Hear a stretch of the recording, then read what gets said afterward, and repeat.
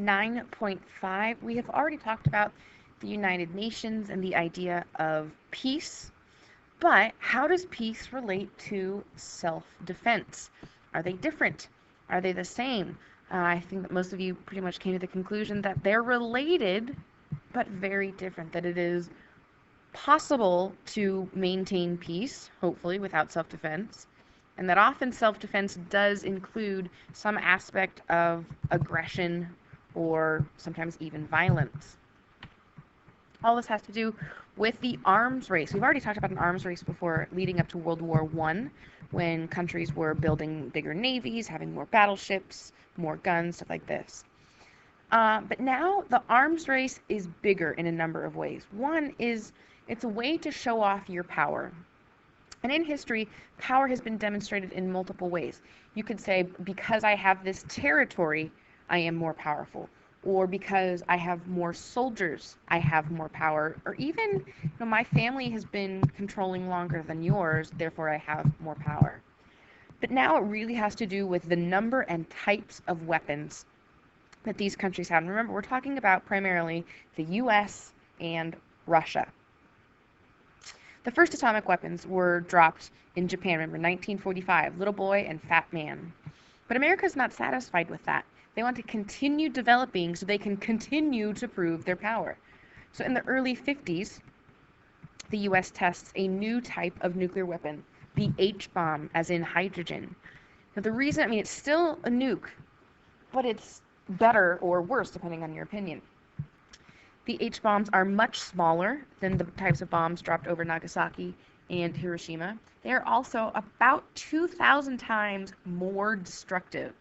If you think of those video clips we saw with these mushroom clouds, with these huge explosions, to imagine a weapon with 2,000 times more power than that, that's extreme. And with the Cold War, it's this back and forth. So if the US does something, then Russia needs to do it as well, needs to one-up the US. So now both of these countries have all of these incredibly damaging weapons, but they don't stop there. America works on the B-52 bomber. This plane could go greater distances. It could fly farther than any other plane while carrying a cargo load or bombs. So that means then that more of these more destructive bombs can travel more around the globe, hypothetically, to get to Russia. It's this back and forth. So then if America drops one bomb, then Russia will retaliate, and they're nukes, and it's hugely damaging, and all of this would lead to MAD, or mutually assured destruction. That if one person fires, if one country fires, then everybody will, and it will just be complete chaos, and we will destroy each other. The other thing that happens is with these capabilities in terms of transportation, scientists start looking, okay, when we fly planes, we travel across. What if we travel up? And this will lead to the space race. The first major event of the space race is the launching of Sputnik 1 in October of 1957. This was a huge, huge deal on a few levels. First, this is the first man-made satellite that was launched into space successfully. A satellite, for instance, we have the moon is a satellite of Earth. Earth is a satellite of the sun. It is orbiting around. This had never been accomplished. So from a humanity level, this is incredible that we have the technology and the understanding and the intelligence to create these things. In this case, the Soviet Union sort of wins this round. And it also is a little bit terrifying for the West, for America. If the Soviet Union can get this metal ball with 4 antennae up in space, what else can they get up in space? Can they attach weapons to the satellite? If so, can it orbit around Earth until it finds its target and then launch these crazy weapons at us? So it really inspires America to get in gear. There is a new resurgence of emphasis on science and math education. If you've seen the movie October Sky, that's totally what this is all about. America does try and launch its own satellites just a few weeks after Sputnik, and it fails. So it looks like Russia is winning this race. They continue to stay ahead by a few lengths. They launched the first living being into space, Laika, and Laika does die, I'm sorry. But now they're trying to say, okay, can't just put a thing in space. Can we put a living being? What do we need to check? What do we need to test? What do we need to adjust in terms of pressure or oxygen or things like that? The first man in space is also Russian, Yuri Gagarin. So Russia is racking up all of these points, and finally, it does take a few years, America is able to sort of bounce back. Alan Shepard goes up into space and comes back, and John Glenn orbits around the Earth.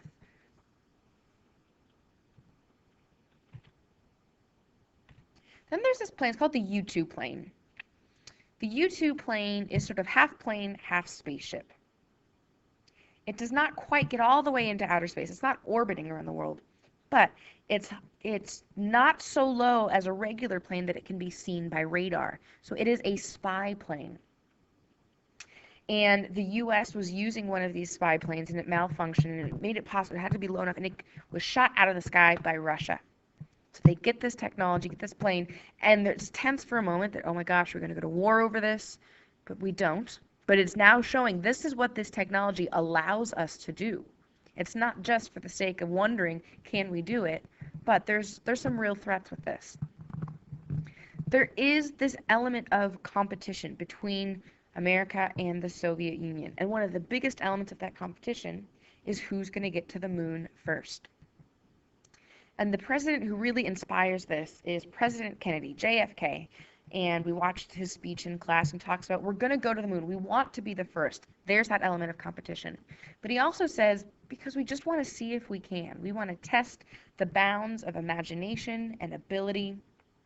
And so it's that sort of uneasy balance between competition and pursuing knowledge and pursuing adventure simply because we can.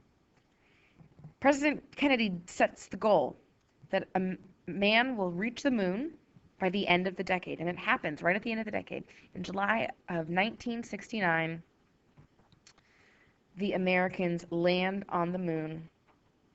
Buzz Aldrin and Neil Armstrong. We have that famous line, one step for man, one giant leap for mankind. Let's check in with Russia. We haven't really, been to Russia. We've got to check in with Stalin. Now, Stalin has been in power for nearly 30 years, and he's old, and he dies. Finally. When we watched the Stalin videos last unit, the introduction was about how many people were upset, heartbroken at the death of Stalin because he'd been in power for so long. There's a certain kind of security of you feel safe knowing what to expect. And when we look at the work he did in modernizing Russia, in creating the collectivization and sort of creating that forced equality, if you were one of the proletariat who had little to nothing, if that forced equality results in a better life for you, then of course you like Stalin, even if maybe your father was abducted and has been missing for 20 years. So again, this uneasy balance between feeling a great sense of loss and sort of ding dong, the witch is dead. When Stalin came to power in the 1920s, he wasn't seen as sort of the obvious choice for leadership. The same thing repeats itself here in the 1950s. Georgy Malenkov was already the prime minister, and he was seen as the obvious successor to Stalin's power. The competition in this case will be Nikita Khrushchev, and much like in the 20s when Lenin had tried to establish the Politburo, sort of this group approach to leadership, they try it again. They call it collective leadership, sort of let's rule by committee, because if communism is about the people and rather than the individual, perhaps this should extend to the government as well. But we know human nature. We know that people want power. So there's this sort of competition, lots of competition in this unit, between Malenkov and Khrushchev. And the element that tips it in favor of one or the other is the newspaper. Pravda newspaper, which means truth. The editor of that paper really took sides and really sort of published stories that were beneficial to one side because the editor was Nikita Khrushchev. So he's able to use his paper as propaganda. And he becomes incredibly popular, and so nobody really hears much from Malenkov, and Khrushchev becomes the new leader of the Soviet Union. In pretty much every country, the leader does need to give progress reports about the government, and in 1956, at the Communist Party meeting, Khrushchev gets up to make this speech, and it becomes known as the silent speech because the room was silent. Nobody really knew how to react. They didn't really applaud. They were just sort of in shock at what he was saying because he was talking about change and reforms. Now, as humans, again, we're always scared, or we tend to be scared of new things. But you also have to consider that Stalin had been in power for so long that any change is a little bit scary. Especially with Khrushchev, a lot of his change is the opposite of Stalin. Or he saw Stalin as being too harsh, too intense, and he wants the Russian people to have a degree more of freedom. He wants this because he thinks it will benefit the Russians and allow them to continue to compete with the West. He's still very aggressive in this. He's not, a teddy bear by any means. He had once said to the West that we will bury you. He wants this competition to be over and Russia to win. And a great example of that direct competition is the kitchen debate at the World's Fair. Any World's Fair is really an opportunity for countries to show off what they have or what they have accomplished or what they've built. And in 1959, there were sort of model homes from all of the countries. And here you see Nikita Khrushchev and Vice President Richard Nixon in 1959, and they end up talking about the technology that's in these model homes. And it's sort of a friendly but competitive discussion, and the result really is that Russia is on an equal footing with America. Soviet Russia and its relatively new country, their technology in just a short amount of time is equal to America. And it almost seems like, with everything that's happened with the space race, that the Russians were first with Sputnik and all this, that it was a real threat that the Soviet Union would surpass America. And so that threat, whether real or perceived, sort of results in new events. NATO is the North Atlantic Treaty Organization. This was created in the late 40s. It's about security. It's about North Atlantic countries, so that means sort of Western Europe, Team America and friends. And with the United Nations created in 1945, we talked about this idea of peace, that the United Nations wants world peace. It's a great idea, great goal. However, these countries in Western Europe and America feel that peace is different than security, that peace is different than defense. So these countries work together for mutual defense. It's very similar to the League of Nations and collective security, that we're all pitching in together to help defend each other. It's not quite as aggressive or violent as one person is attacked and we attack the attacker. But let's say, for instance, Belgium's a very small country, doesn't have many resources. If there is sort of a commonality of military power, if we share military power, we can cooperate together. The thing is, all of these different countries speak different languages, and it's difficult enough to communicate over phone or over a speaker. But if you speak a different language and you're using different points of reference, it's very difficult. So NATO creates a standard phonetic alphabet. If you were trying to spell something out, if you needed a code or a call signal, if you know that everyone is working with the same alphabet, the same points of reference, it's much easier to coordinate these military practices or events. So here's that phonetic alphabet. You're probably very familiar with it. We still use it today. It's still used by air traffic controllers even.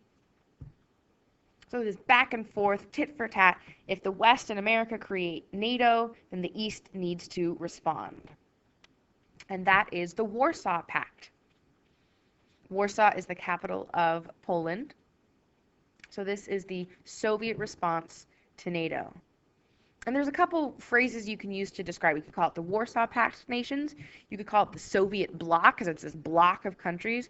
And I also like the idea of satellite states. Again, when we talk about satellites in terms of planets, you have the primary planet and the submissive or lesser than planet. So in this case, the Soviet Union is the dominant power, the other smaller countries are in submission or reliant upon the Soviet Union. And this is in a military sense, like NATO, yes, absolutely, but also remember politically, that buffer zone and those puppet governments that had been established. So again, trying to maintain that level playing field. So I hope this now really makes sense why this is called the Cold War. It's not because Russia is cold, but it's because there's plenty of tension between America and the Soviet Union. But we don't ever fight each other directly. There are fights, there are sort of battles that emerge. We'll talk about those later. There is plenty of tension, as we've already seen, but we don't ever actually fight each other. And maybe you have a better idea of the difference between maintaining peace and defense. This competition is all about defense, that we are ready to defend ourselves. We are ready to fight if we have to. And hopefully we won't have to. I think this issue of the Cold War is we're preparing, and hopefully we never have to use what we've prepared. When the Soviet Union fails, when it falls in 1991, it means the Warsaw Pact no longer exists because we've eliminated the source of competition. However, NATO still exists today. So if the original threat no longer exists, is there a need for this organization? Don't forget to check out the videos over on the right if you're interested.